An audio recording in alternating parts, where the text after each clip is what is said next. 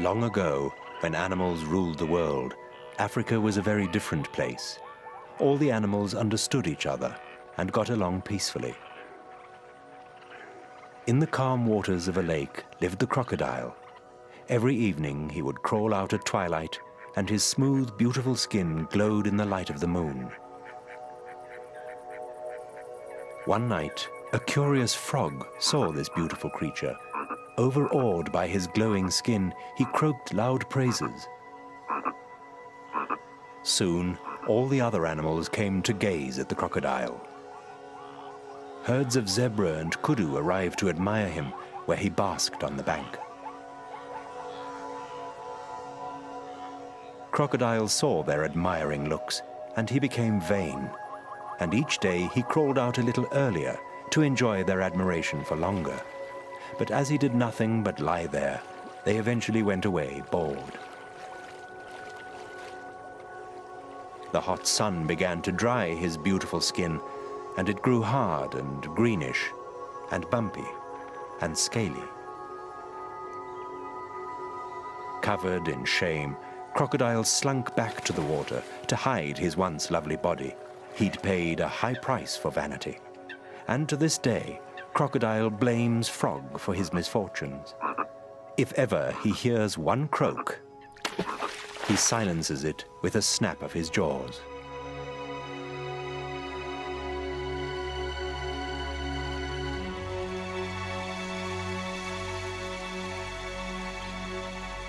Crocodiles are the world's largest reptiles. They look like a relic of the dinosaur days, and indeed their family is very ancient, one of the oldest on Earth. Reptiles come in all shapes and sizes.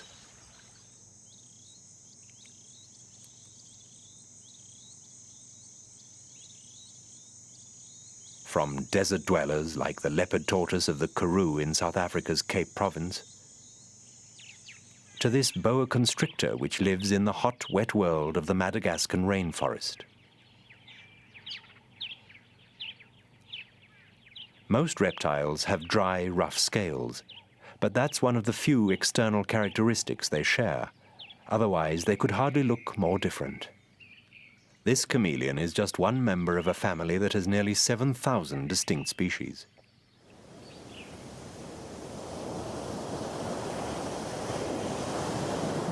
Some reptiles are sea creatures, like the green turtle.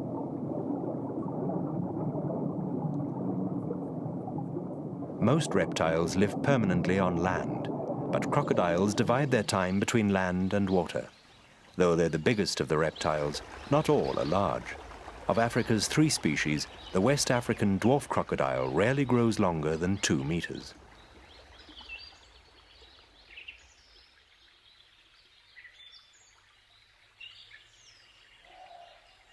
Both it and the slightly larger long-snouted crocodile are rarely seen, hiding away in forested, swampy regions of the same part of Africa. A long, thin snout can slash through water and catch prey with ease, but it works just as well against land animals.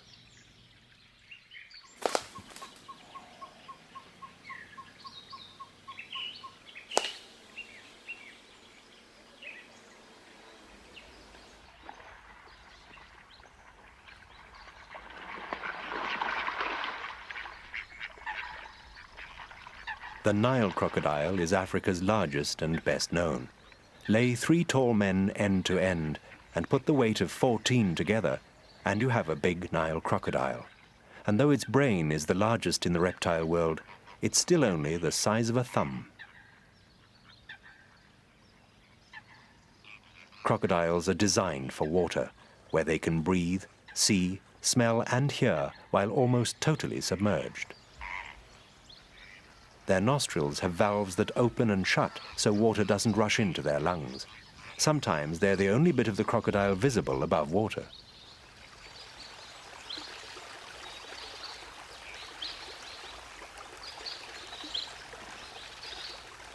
Eyes that look like a snake's have 3 sets of eyelids, top, bottom, and an inner set, the nictitating membranes.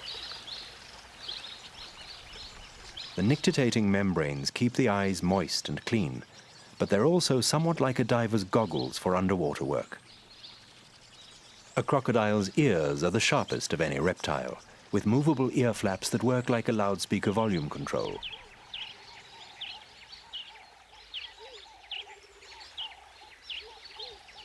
Short, stubby legs end in webbed back feet for steering and paddling in water, and blunter front feet for climbing banks and digging. Crocodiles have no lips.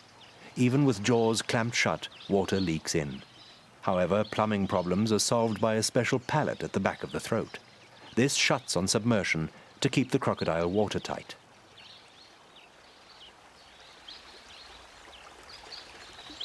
Crocodiles can't chew.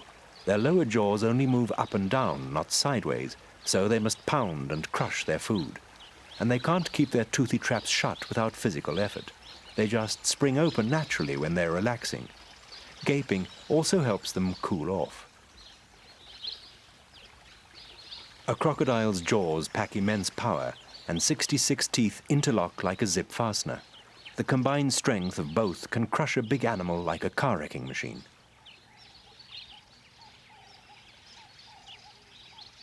The word crocodile comes from the Old Greek crocodrilos, pebble worms. Worm hardly describes this big reptile. But in medieval times, it also meant dragon, much more suitable for an animal as scaly as that mythological monster.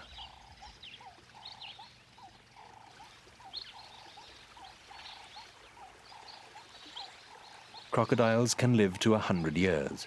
During that time, they never stop growing, just keep getting bigger and bigger. That scaly tail is never used to knock prey off its feet, contrary to popular myth. It's a propeller, and is one of the distinctive characteristics that make the crocodile a supremely designed predator, with almost no natural enemies.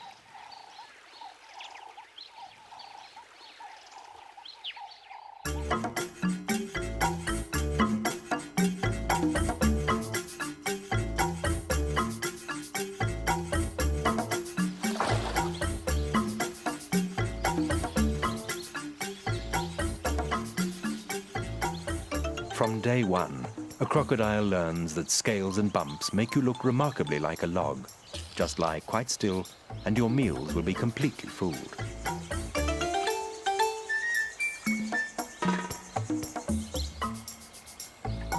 Even if they tickle, don't bat so much as an eyelid.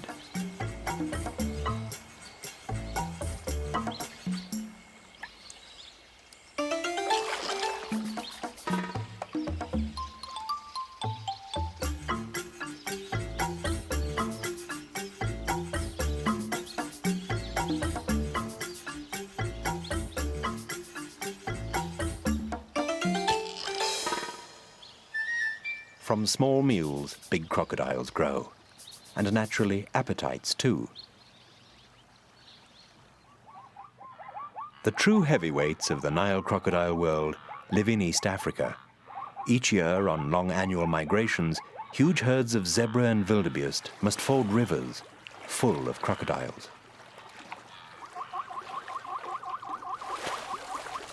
Normally, crocodiles lie quietly in ambush, but here there's no need.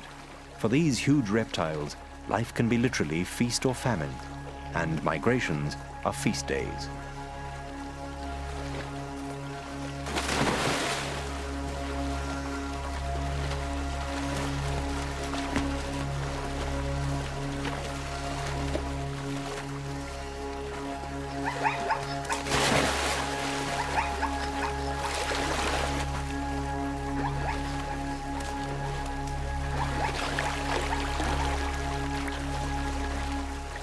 Most cross safely.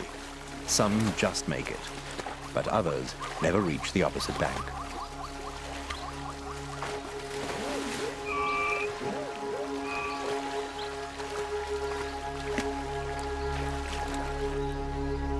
Here on the Serengeti Plains, the catches are big enough to keep several crocodiles busy.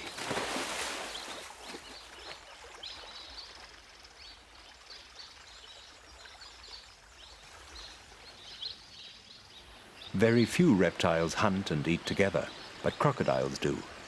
Between April and May each year, bream migrate upriver at Ndumu on the South African border with Mozambique, and the crocodiles line up in toothy welcome.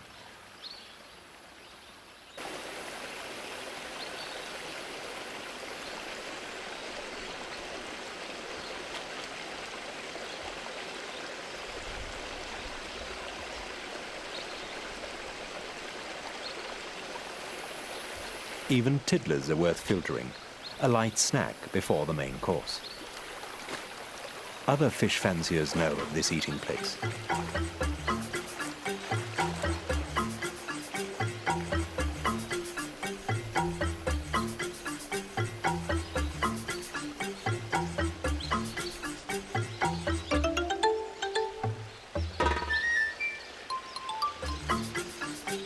Maybe not the right dining companion for a marsh terrapin.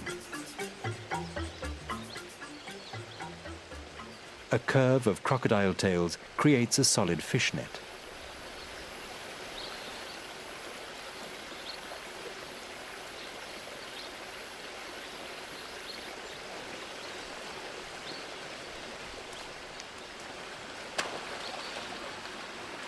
At last, the main course, big fat bream.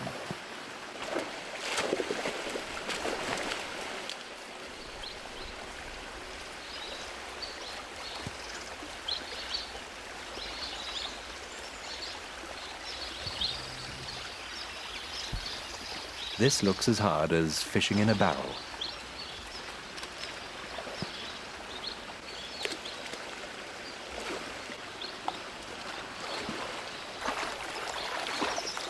When the bream migrate, there's usually plenty for everyone, and peace reigns. But a particularly juicy fat catch might spark envy. Wiser to go off to a quiet corner and eat alone.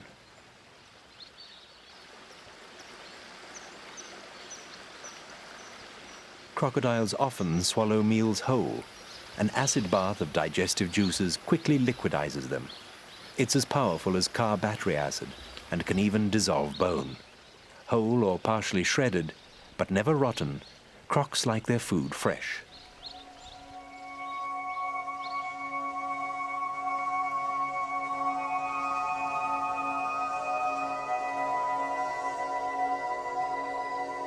For 180 million years, dinosaurs and flying reptiles ruled the Earth, until nearly all of them vanished 65 million years ago. But of the great Archosaur dynasty, to which Tyrannosaurus rex belonged, one line has survived, the Crocodilia. Today's amphibious crocodiles descended originally from a land animal, Terrestrisuchus, that lived about 240 million years ago in Europe. It was perhaps the size of a large domestic cat, with long legs and short claws for easy running. Its skin was probably rather like a modern crocodile's.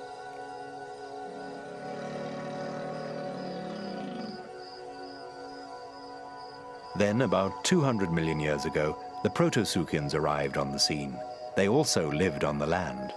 Their belly scales were fused into a protective shield, like today's tortoises, and 2 rows of plates defended their spine. But their legs were shorter and their skulls and jaws longer than Terrestrisuchus.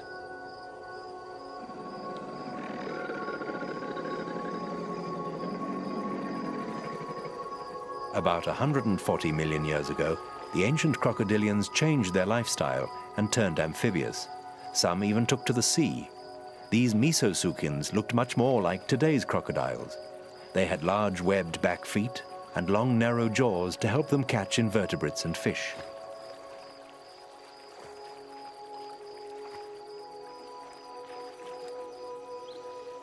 Modern crocodiles evolved 80 million years ago when warmer climates brought greater diversity and size. Some were huge then. A fossil found in Texas was 15 meters long. The skull alone measured 2 meters. Aptly named Terrible Crocodile, it weighed as much as a bus, would have stood as high as an average ceiling, and was as big as Tyrannosaurus rex.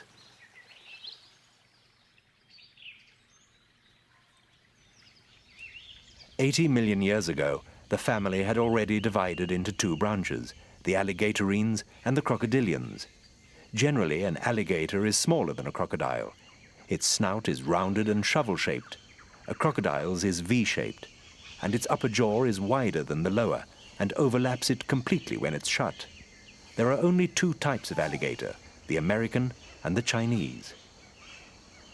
An alligator's and a crocodile's design is so well suited to its lifestyle that in the last 80 million years it's hardly changed at all.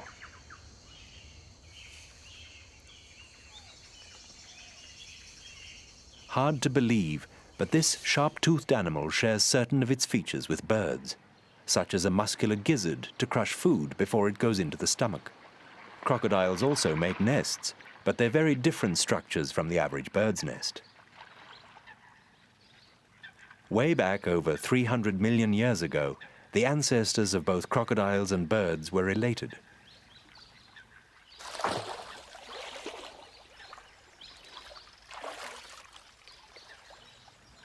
Perhaps today's secretary bird can give us clues as to how the extinct archosaurs lived. It's a fast-moving predator that eats small land animals, and it probably hunts and moves in much the way the ancient reptilian dinosaurs are thought to have done.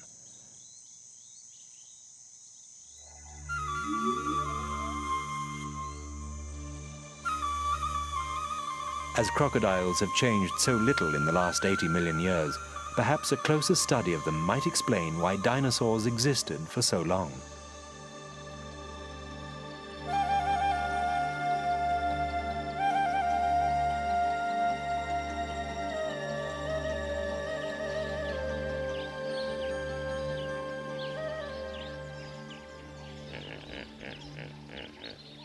A crocodile leads a straightforward life.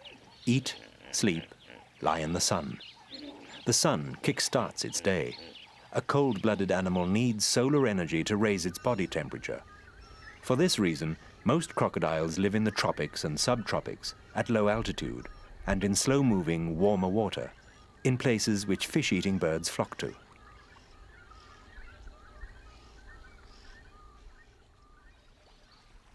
Even on some oceanic islands, like Bazaruto off the coast of Mozambique, there are crocodiles. The pioneers would have had to cross the open sea to reach this idyllic place.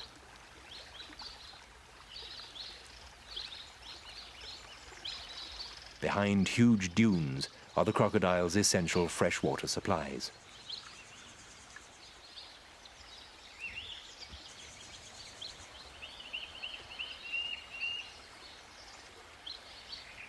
Crocodiles are also partial to mangrove swamps, easy to hide in, good for food.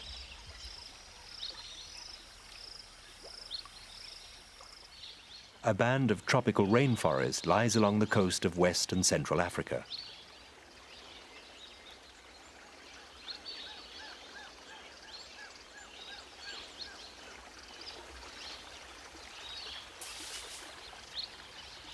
This is slender-snouted crocodile territory. It hunts on land as well as in the water, but has no hope of catching a distant relative which can take to the air.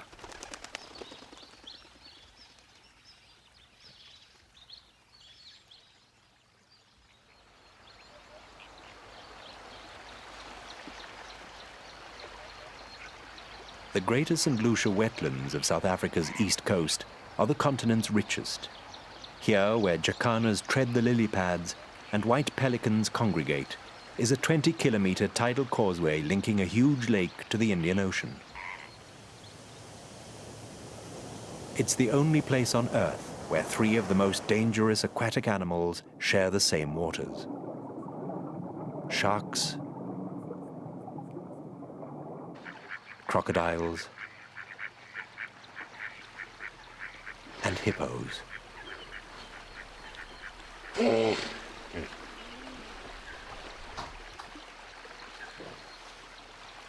There are also multitudes of water-loving birds, lured by huge populations of invertebrates and fish, frogs and crabs.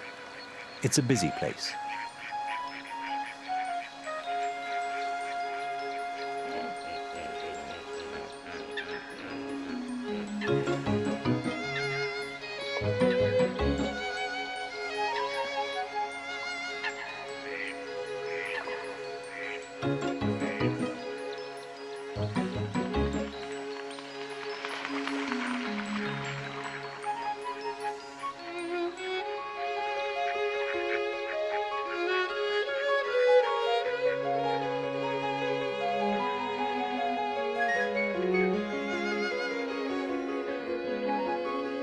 Pelicans lift wings in unison to shade the surface and pinpoint the fish in a synchronized roundup.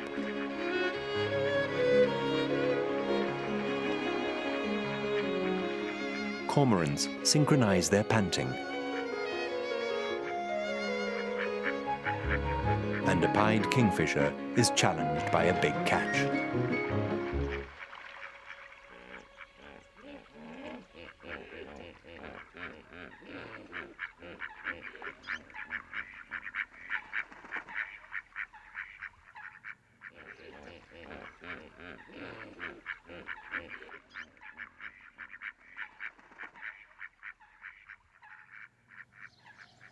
Frothy pink and white flamingos pay scant attention to a crocodile. The waters crawl with them. One of South Africa's largest crocodile populations lives here.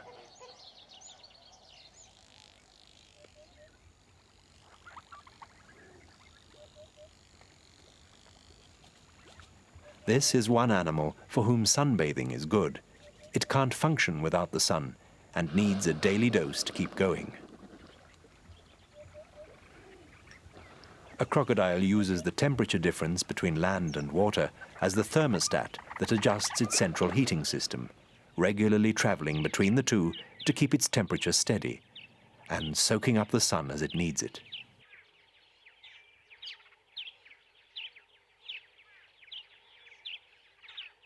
Like all snakes, the gaboon viper is also a cold-blooded creature that must have sun to stay warm and survive.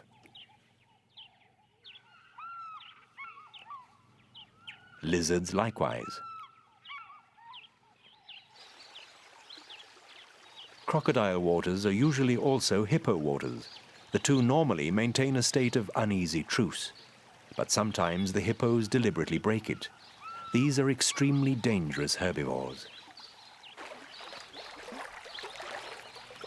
Some crocodiles are eating a freshly killed nyala, spinning their bodies to rip chunks of flesh, since they cannot bite it off.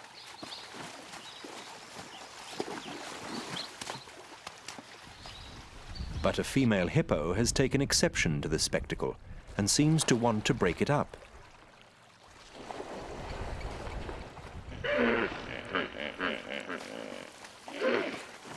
Not one of the crocodiles could match her for size or strength, and they leave her be.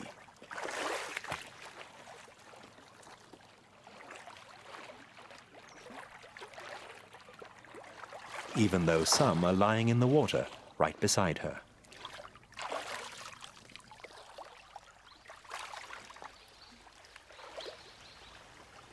They outnumber her, but she ignores them and makes for their favorite basking place.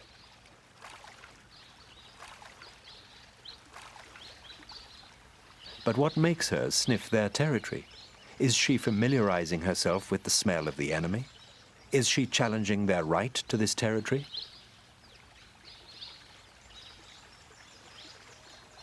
Perhaps her entire behavior is an assertion of dominance, or she may be protecting a young hippo calf not far off.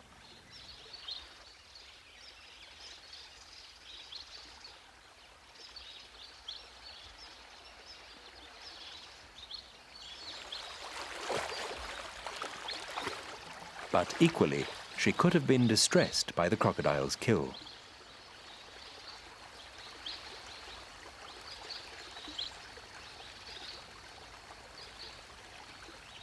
Hippos are believed to mourn another mammal's death, just exactly as elephants do.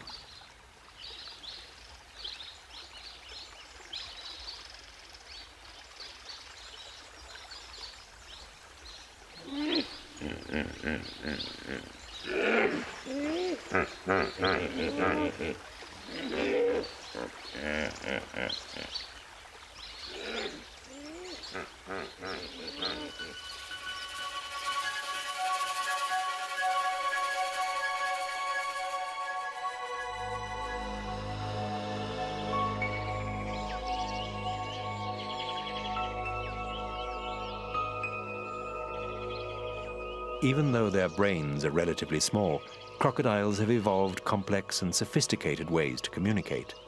This is mostly subtle. Sound, body language, smell, touch, and special vibrations all make up crocodile talk. At Ndumu, the mating season gets off to a noisy start with power struggles between rival males. Now, perhaps, is peak communication time.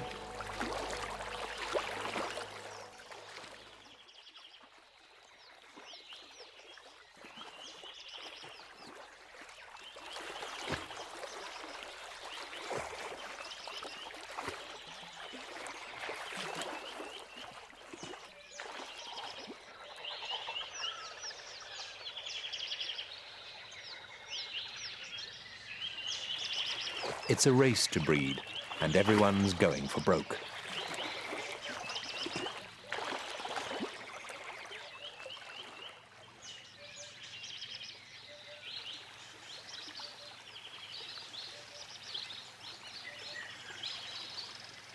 With a toothy leer, a big male begins to court, and he uses a range of tactile and vocal signals to help him.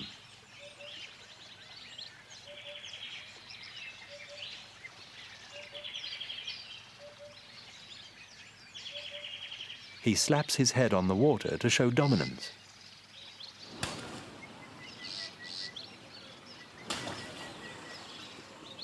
And he blows seductive bubbles.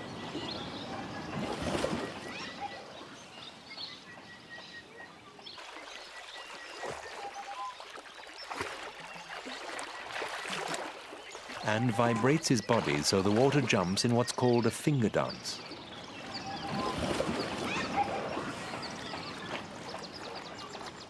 But the females aren't paying attention. They're fighting to be first to mate, since there are not many males of his caliber around.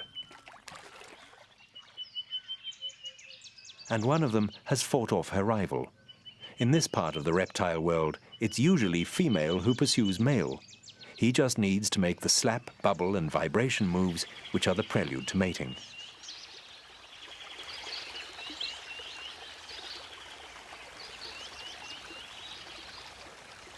Once he's mated, his sperm may have to continue a hidden power struggle, racing to outswim the rest and reach the eggs first, because he won't be the only partner she's had.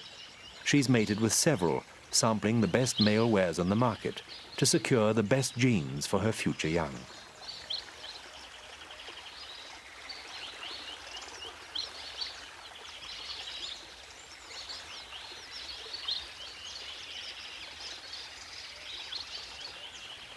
She may be sharing an intimate moment with one male, but she won't refuse a newcomer who's arrived to prize her away.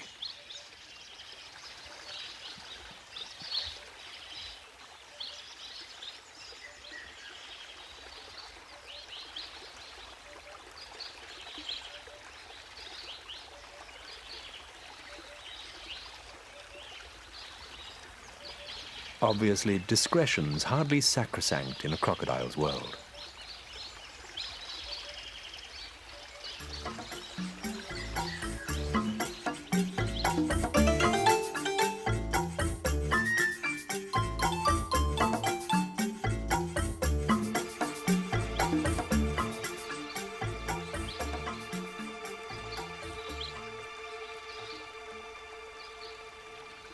What is sacrosanct to a female crocodile is her young. When it comes to them, she shows what good parents are made of. Most reptiles just lay their eggs, then push off and leave them to get on with it. But not her.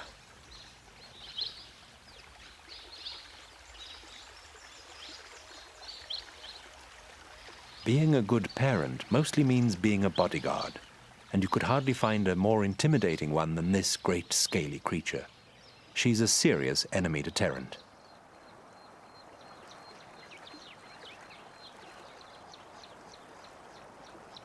Several months after mating, she digs a nest by the water. Not too close, or it could flood. Nor too far. Her hatchlings mustn't have to cross too much open ground. Soft-shelled when first laid, her eggs are roughly the size of a duck's. There are other females in the vicinity. This bank is a crocodile maternity ward.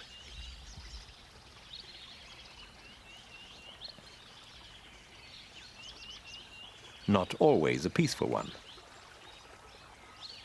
and one which the enemy has homed in on.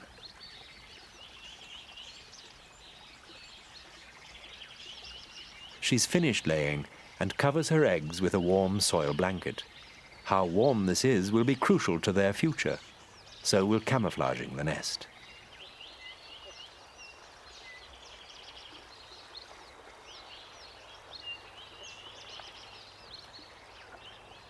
And then she stays on guard, hardly stirring from her post.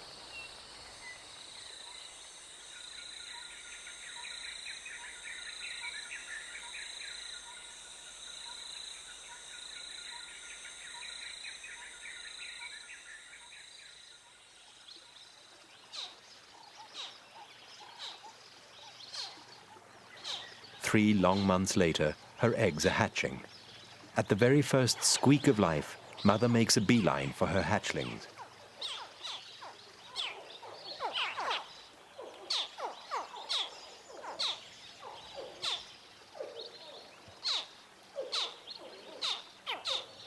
The tiny creatures need their big maternal bodyguard now more than ever, because their cries have given them away.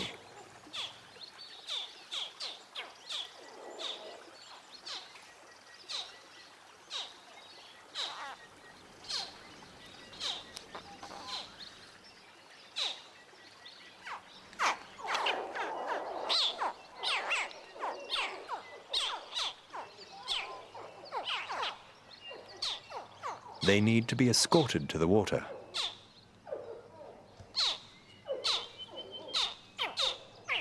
And Mother, a crocodile armored car, is going to do it.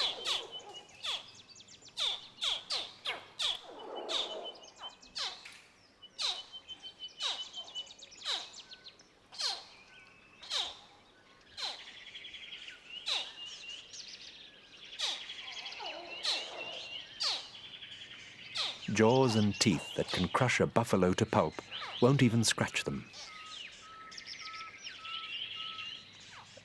Not quite a full cargo. Room for a few more in her special mouth pouch.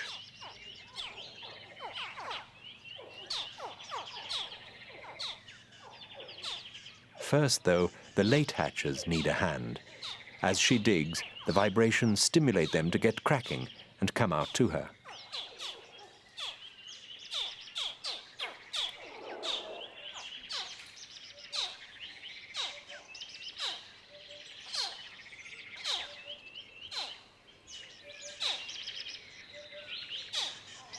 Naturally, her throat valve is closed now, otherwise some babies might travel the wrong way.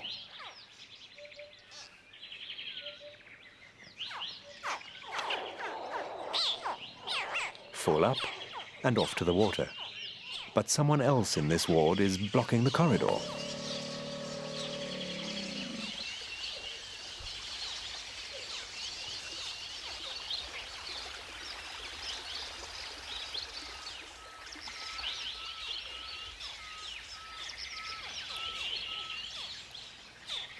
Because of Mother's digging, more hatchlings are emerging, breaking out with a temporary egg tooth on the tip of the snout, a small growth that soon disappears.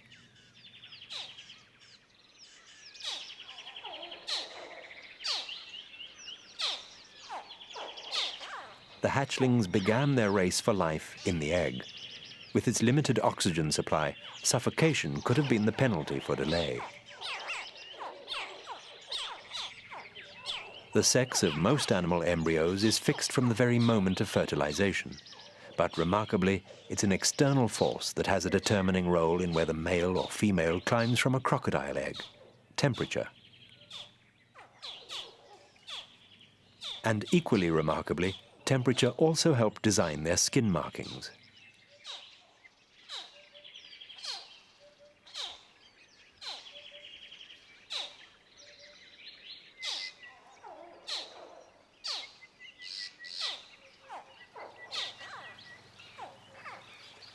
Down in the water, Mother gently shakes her mouthful free into their nursery.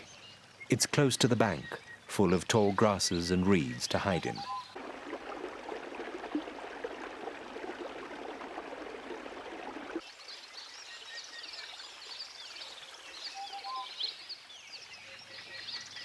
But this is an alarming place for something so tiny. An armor-plated back feels and is far safer. However, a water monitor is sneaking up on the nest site in her absence. This is just what she was trying to guard against, but it's after eggs. They were about to hatch. They never will now.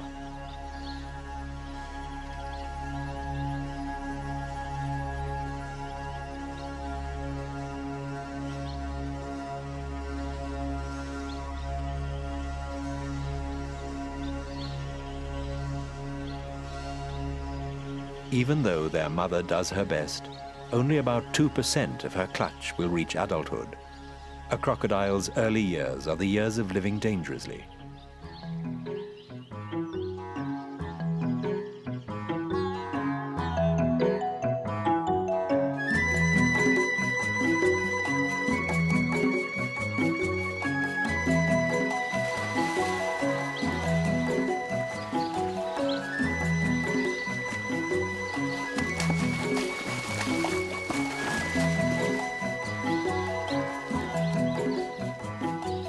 Crocodiles are designed for water, and that's where they move with greatest ease. Powered by an undulating tail nearly half its body length, a crocodile can cruise easily at 15 kilometers an hour, with legs tucked close to its sides to make it streamlined. Most of their time in water, crocodiles just take it easy. Keeping still saves energy, and why waste it if you don't have to? They paddle hardly at all to keep nose above water. The air in their lungs keeps them afloat without having to work legs too hard.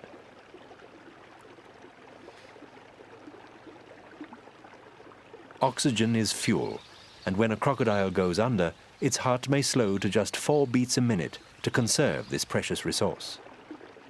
Slowing its metabolic rate enables it to stay down a long time, and it may swallow stones to help. Temperature plays a key role too. The colder the animal, the lower its metabolic rate. Some have actually held their breath for a staggering 2 hours. A crocodile is a living oxygen tank that should be the envy of human divers.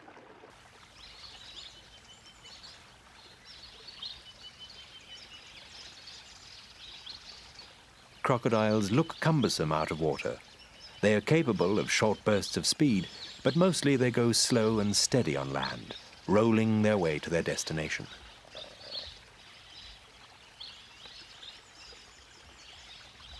This is the classic crocodile walk, the leisurely belly crawl, or perhaps slinky hip wiggle.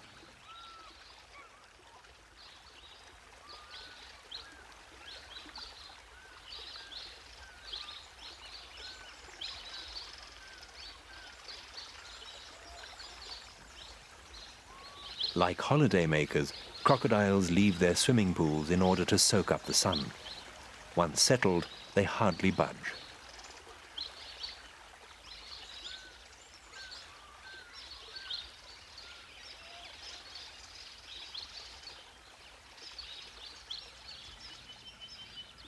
Crocodiles have one special walk, unique among reptiles, the high walk. It's more like a mammal's, with legs positioned almost straight under the body.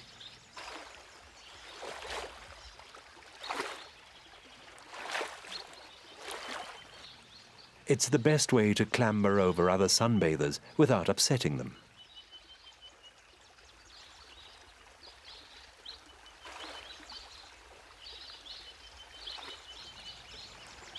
But exercise tires a crocodile because it quickly builds up high levels of lactic acid in its blood. So after a major workout, like catching prey, a good rest is just what's needed for general well-being, so the levels can drop.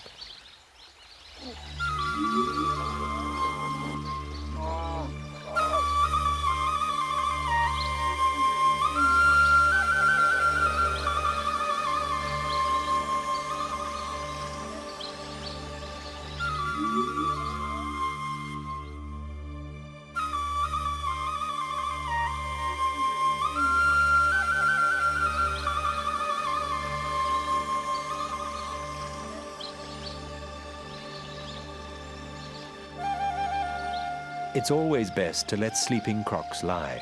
They're not trustworthy neighbors. They can be snappy. You don't want to put a foot wrong.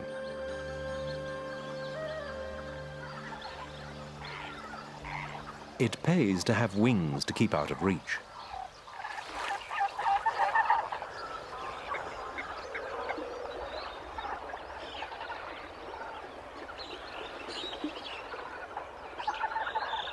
However, life with these unpredictable creatures does have its plus side.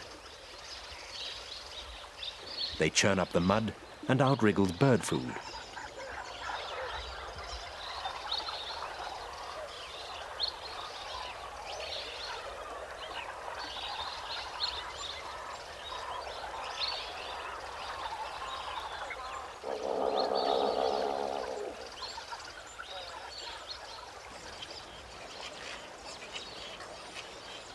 Hanging round a croc's pool also has benefits for homemakers. A sharp-toothed reptilian submarine is a first-class predator deterrent.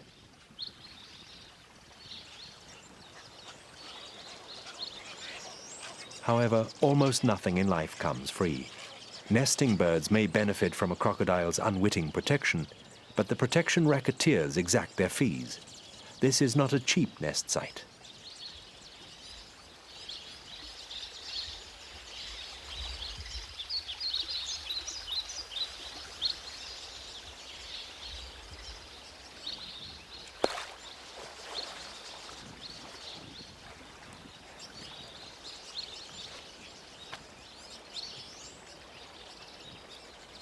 The fee can be high. Some nestlings pay the ultimate price to the protection gang.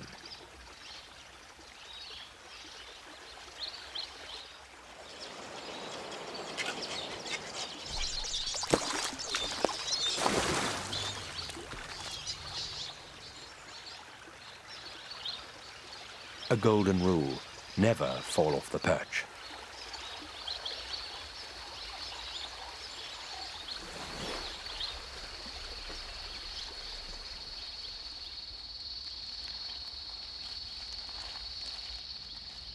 There is one animal that seems somehow immune to crocodile attack. The waterbuck. Pungent body odors that waft crocodile wids make them keep their distance. This antelope can enter the water apparently without fear.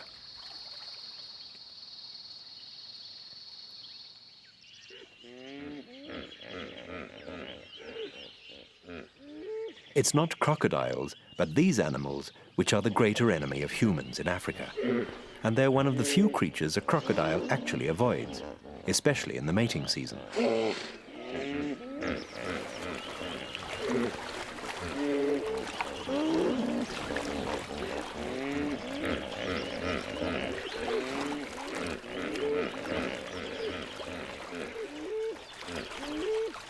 Two big male hippos go into battle with their teeth, which are like swords. To them, sex is a serious issue. They may battle for days, with the loser losing more than the fight.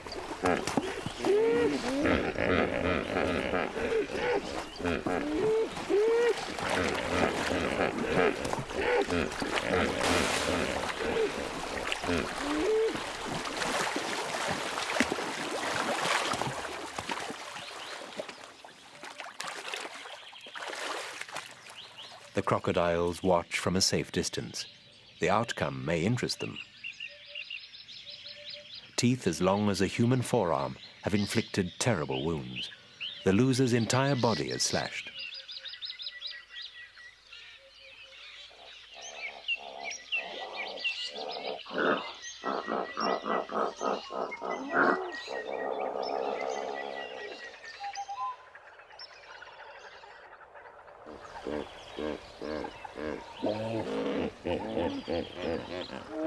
The defeated male is so badly hurt he has trouble even moving.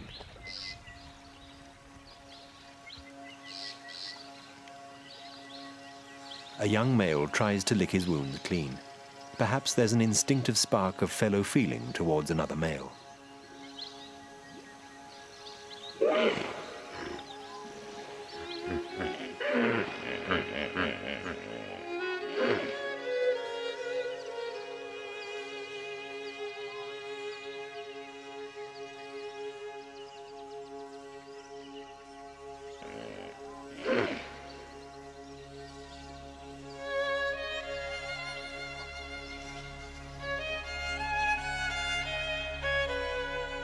His efforts don't appear to be having any effect at all. Weeping none of the famous tears, a crocodile watches the drama to its last act. He can't last long now. The wounds are too deep, and already the carnivores are starting to move in.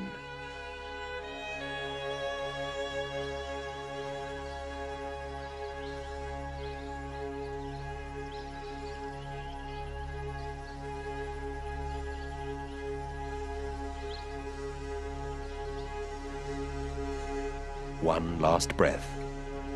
He's gone.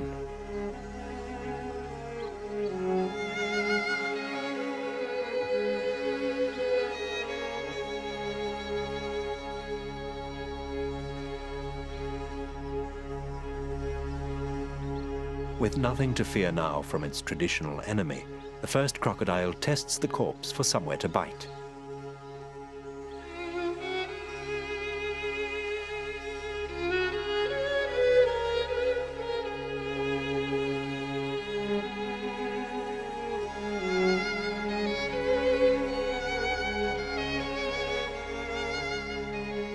Many will feast on the fallen hippo, and when the crocodiles can eat no more, crabs, birds, and other scavengers will take over.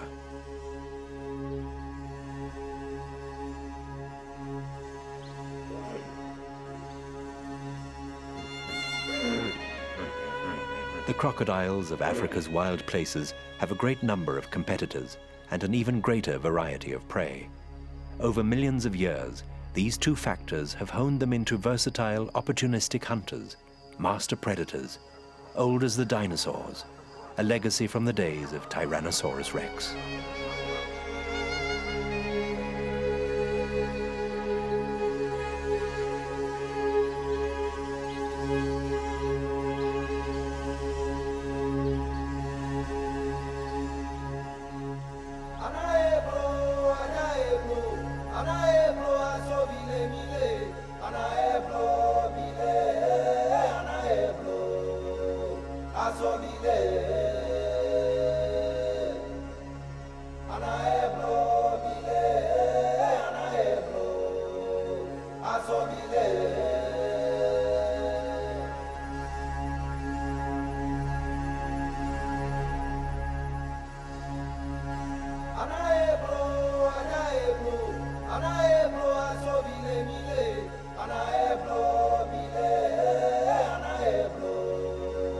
Asobile